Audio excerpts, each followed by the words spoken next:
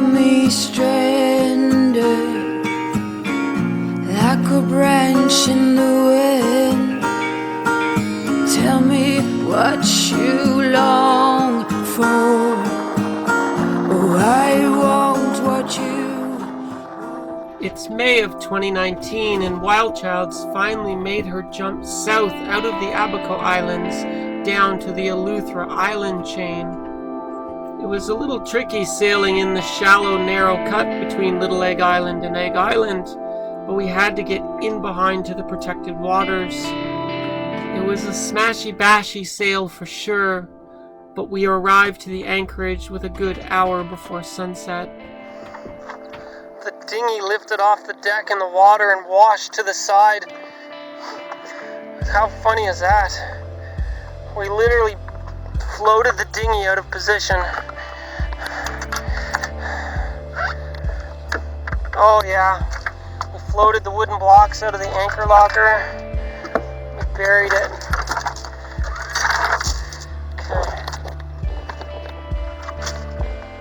Okay, go to wind and slow it right down. You can imagine how hard it is for me to anchor the boat with one hand and film with the other. Actually, just go neutral. Yeah, neutral.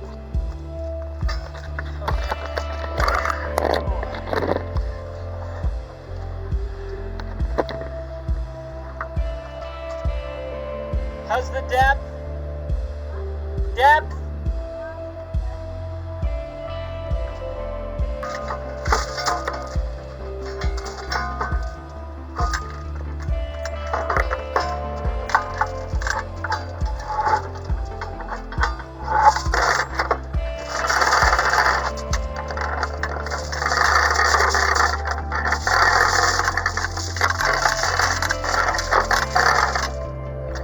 Are you sure you're in neutral? Go in reverse.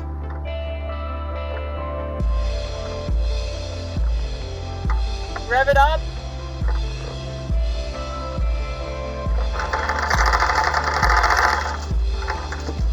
Up.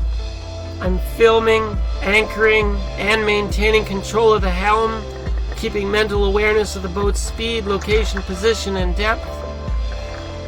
You should try it someday. Okay.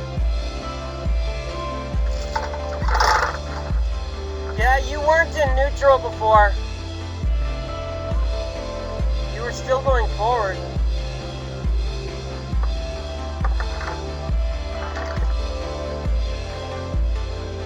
Okay, bring up the RPMs. Bear down. Engine up. Yep, in reverse. Watch the chart plotter for dragging. I've been out here sailing for a while now, and one of the things that amazes me is how few sailors know that they have to bear down in reverse to set their anchor. Then they're mystified why they drag in the middle of the night. So, I'm yelling instructions back to Alina because with the engine she can't hear me. And because of the dinghy in the way, it's kind of hard for her to see me. And the windows are foggy from salt from that washing that we just took. But she just bared down on the anchor, and it seems like it took really well. The water here is pretty crystal clear, and the bottom looks like a nice sandy mud, so I feel good about it. I don't know if you can see the bottom, guys. You know what I remember most about Eleuthera? The water was the clearest I've ever seen. It was secluded. There was only one other boat around. Just pure nature. And it was beautiful.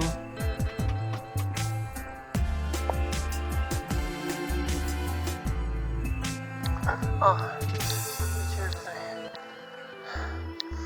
So after a long day of sailing, and it was very rough this morning, in very hot conditions, we went swimming, we washed up, and we celebrate the sunset with a beer. And that concludes a lovely day sailing, I think.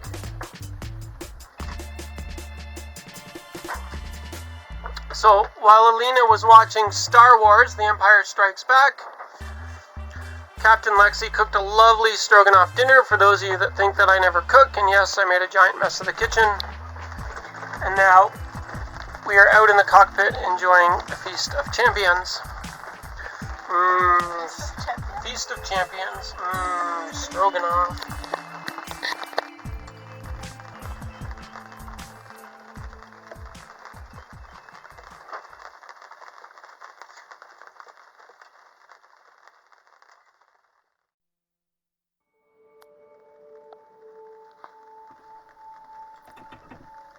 WildChild's next jump is to Nassau, but when we wake up the next morning, you can see we've got rain but no wind.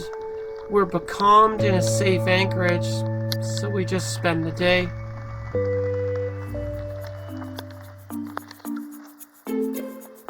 It was around lunchtime that I noticed that we had a fish living under our boat.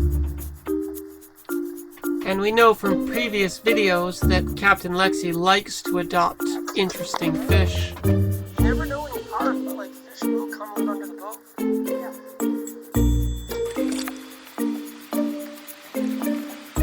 Does anybody know what type of fish this is? This is the little guy who's made his home under our boat. He's got that weird spot on his head. I wonder what type of fish it is. Jordan the Klingon. I miss my pet Jordan. He was a really cute fish, and I've never seen another fish like him since. He spent the whole day with us.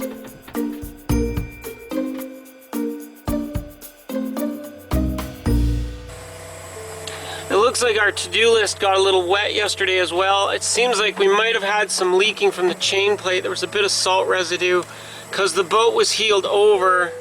The leaking may have streaked its way down the wall and touched the bottom of my whiteboard.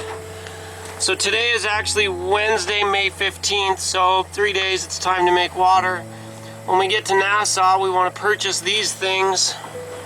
And on the to-do list, you may have noticed I've been ignoring fix the spotlight for 2 weeks. It's still there. I got to get to it eventually.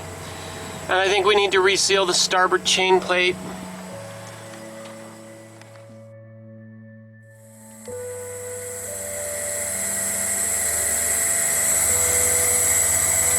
And of course, we're making water again.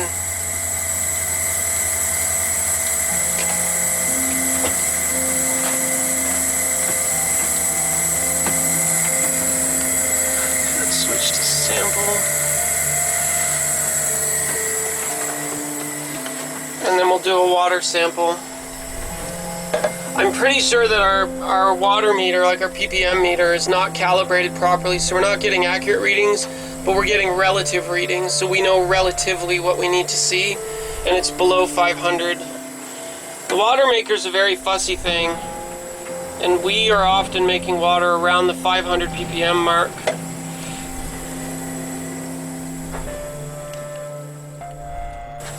So that's not bad. 475 for WildChild doesn't really mean 475 because our meter's not calibrated properly. I previously had a monkey adjust it. And you know, when monkeys touch things, they break them.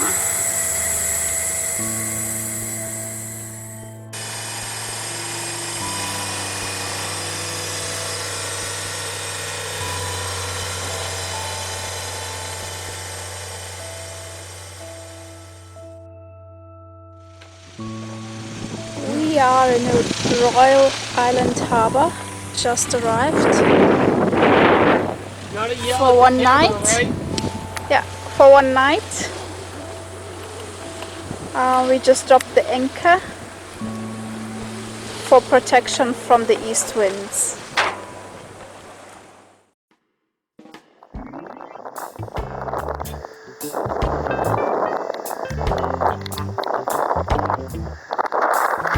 So it's Friday, May 17th. We're in Eleuthera in Royal Island Harbor, and we have a nice brisk east wind.